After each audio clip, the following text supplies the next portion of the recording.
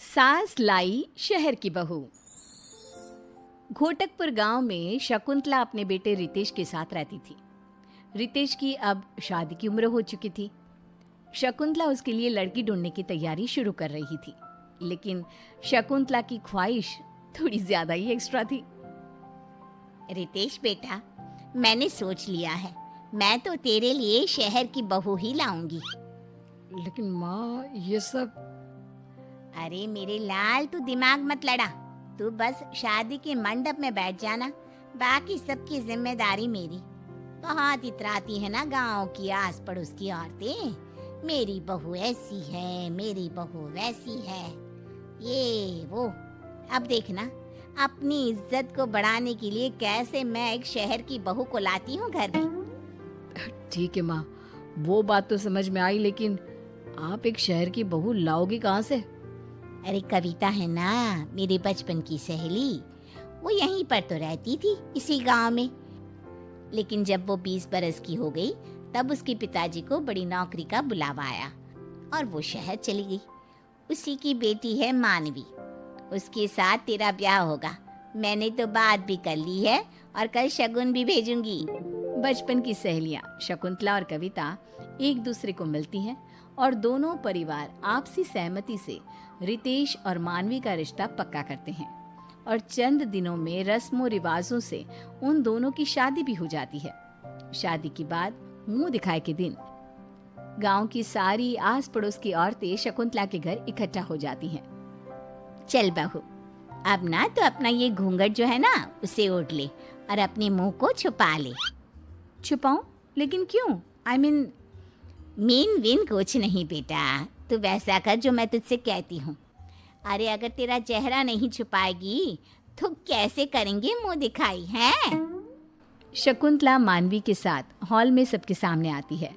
जब सभी मानवी का चेहरा देखते हैं तो सारे आश्चर्यचकित रह जाते हैं। अरे वाह वाह, क्या बहू लाई हो शकुंतला बहन, एकदम कोहिनूर। हाय, किसी की नजर ना लगे इस कमल से चेहरे को। वाकई में तो बड़ी भाग्यशाली है शकुंतला, जो तेरे घर में एक शहर की बहू आई है। वही तो, रूप रंग और चाल चलन भी कितना सुंदर है मानवी बहू का। पढ़ी लिखी भी है और इतनी होनहार भी। मैंने तुम सबसे कहा था ना कि मेरी बहू लाखों में एक होगी। अरे वादों की बड़ी पक्की है ये शकुंतला। हाँ, मानवी के आने से घर वालों की नजरों में शकुंतला की और भी ज्यादा इज्जत बढ़ जाती है। रोज कई लोग उसकी तारीफ करते और बधाइयाँ देते। लेकिन शहर की बहू के आने से घर में जो परेशानियां पैदा होने लगती है, अब शकुंतला और रितेश को उसका सामना करना पड़ता है।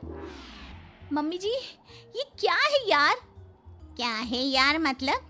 मैं क्या तेरी यार हूँ क्या? है तमीज वमीज कुछ सिखाई नहीं क्या कविता ने तुझे? आई डोंट नो, आप मॉम को ही फोन करके पूछ लो ना। और वैसे भी आई डोंट थिंक कि मुझे तमीज नाम का कोई सब्जेक्ट था।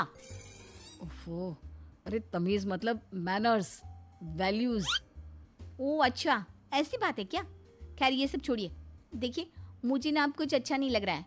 एक तो ये डब्बा टीवी सेट, इस पे दिन में 10 बार केबल जाती है। ऊपर से घड़े का पानी पी पी कर तो मेरा गला खराब हो जाएगा। और देखो तो, मैंने एक बार सिलबट्टा यूज किया और उसकी वजह से मेरे हाथों में कितने छाले आ गए हैं। ऑलरेडी मेरी स्किन सुपर सेंसिटिव है और ये गर्मी, उफ, ढंग के पंखे तक नहीं है। बूढ़े हो गए हैं दोनों पंखे और रोज कुएं से पानी निकाल निकाल कर तो मैं थक गई हूँ। तो अब हम क्या करें?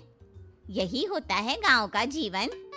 हाँ मानवी, अब इसके अलावा तुम्हें और क्या चाहिए? मैं जानता हूँ कि सब कुछ एडजस्टमेंट से भरा हुआ है, मुश्किल है, लेकिन इन सब के साथ जीने की आदत डाल लो ना। तभी मानवी गुस्से से चिल्ला पड़ती है। क्या? हरगिज नहीं, आप लोगों ने मुझे खरीद नहीं लिया है, समझे आप? देखो रितेश और मम्मी जी, आप भी, मुझे घर का रेनोवेशन करना है। इस ईंट पत्थर के घर को संगे मरमर का शीश महल बनाना है। मुझे फ्रिज चाहिए, केक बनाने के लिए अवन चाहिए, एंटरटेनमेंट के लिए बड़ा टीवी सेट चाहिए, एसी और वाटर प्योरीफायर भी लगवाना होगा, और बाहर जो तबेला है ना, उसे भी वहां से हटाना होगा। अगर हम ये सब नहीं बदलेंगे तो गांव कभी नहीं बदलेगा।